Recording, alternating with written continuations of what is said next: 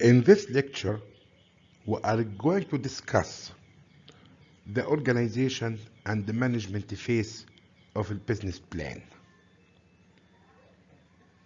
And this topic includes first, form of business, second, legal responsibilities and insurance. Form of business. Before you start, select the type of business structure that is best for your business. The choice of the form of business is important and can make a difference with regards to several issues, which are 1. Cost of a startup and the amount of legal fees for registering the business. 2. Simplicity or complexity of starting and administering the business. 3. Financial risks for the owner of the business. 4. Possibility of having business partners. 5. Way decisions are made in the company. 6. Taxation of business profits.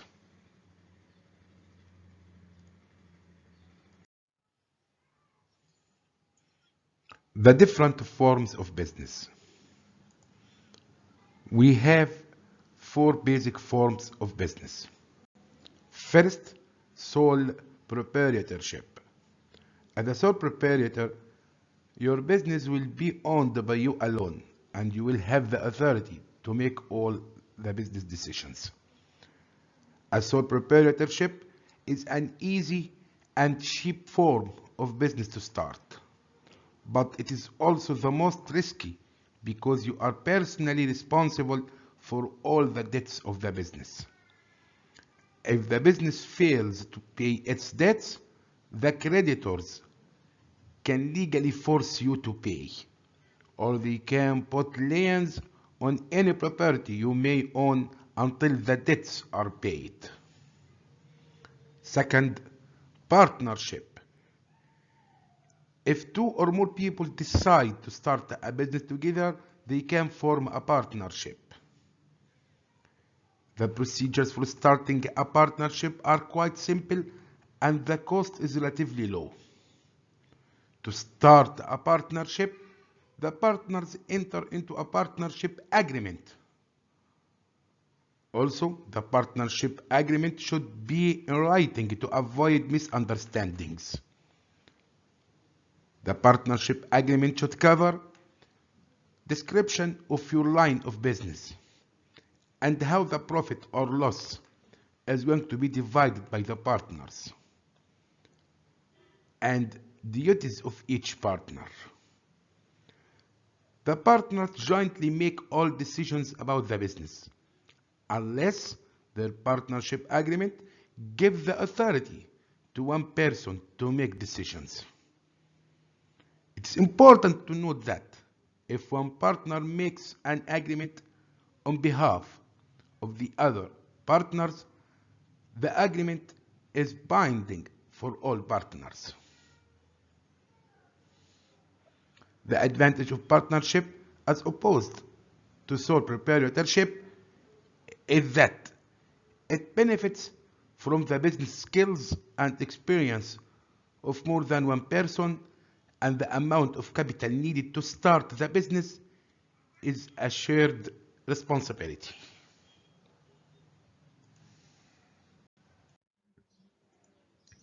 Third, cooperative. A cooperative is formed by a number of people who decide to work together for a common purpose.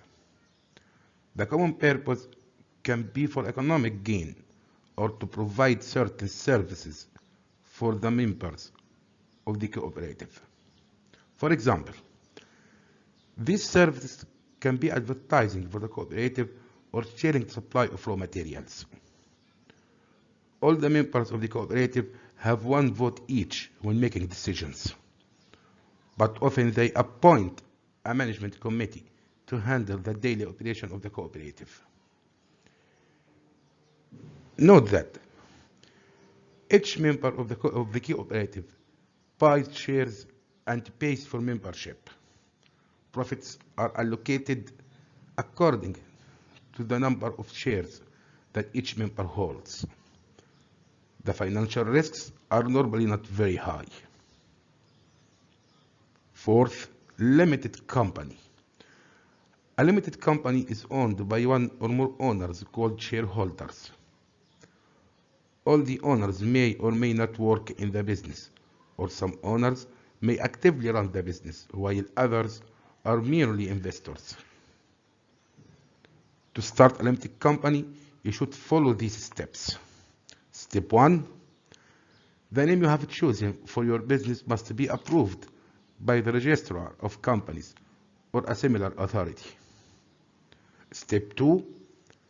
After approval of the name, the memorandum and article of association for your proposed company must be drawn. Step 3. The memorandum and articles of association are filed with the registrar of companies or a similar authority. Step 4. The registrar of companies issues a certificate of incorporation, which means that your limited company is now formed. The biggest advantage of a limited company is that there is less risk for each shareholder. In a limited company, the shareholders are not personally responsible for the debts that the business might incur. Another advantage is that a limited company is often considered to be more stable and reliable, which can be an advantage when dealing with creditors, suppliers, and customers. A limited company is quite complicated and expensive to form. You should always seek assistance from a lawyer or legal expert to help you decide if a limited company is the right form for your business. Also, to foster decision-making processes, the shareholders will appoint a board of directors that is responsible for the management of the business. The board of directors can in turn appoint one or more managers to run the business. The shareholders, board of directors, and managers can be the same people.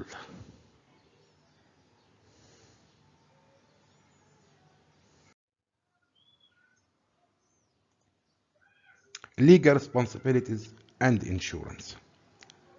In this topic, we are going to explain some issues regarding taxes, employees, licenses and permits, and insurance. First, taxes. Your business will collect some taxes from your customers and forward them to the government tax agency. For example, sales tax or value-added tax. The business is also responsible for deducting and forwarding to the tax authority pay-as-you-earn or income taxes from employee salaries. Other taxes are paid by the business itself. If the business is profitable, the government tax authority will tax a percentage of the profit. When your business buys goods or services from other businesses, it is responsible for paying sales tax or value-added tax to those businesses, which will then forward the amount to the tax authority.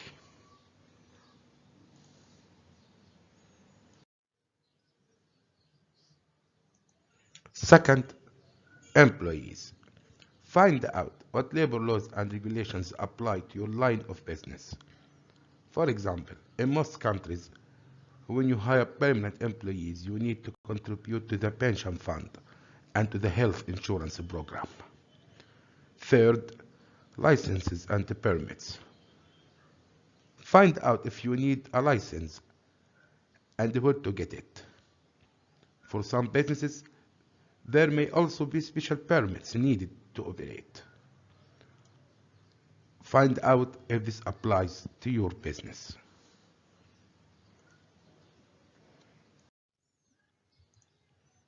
Fourth, insurance. If you insure your business, you will have some financial security against the losses that are caused by accidents, disasters, or other types of incidents. Risks such as a drop in the demand for your good or service are part of running a business. But other types of risks can be offset through insurance. For example, property, machines, stock and vehicles can all be insured against theft. Also, property can be insured against damage caused by fire or accidents. Your employees, your family, and you can all be insured against accidents and for medical expenses. Note that contact insurance companies to know which insurance is best for your business. You should understand and compare the payment and the claims procedures that are offered by different insurers. Ask questions such as, how easy will it be for your business to file for a claim if something happens? Will the policy be cancelled if they are late to make a payment?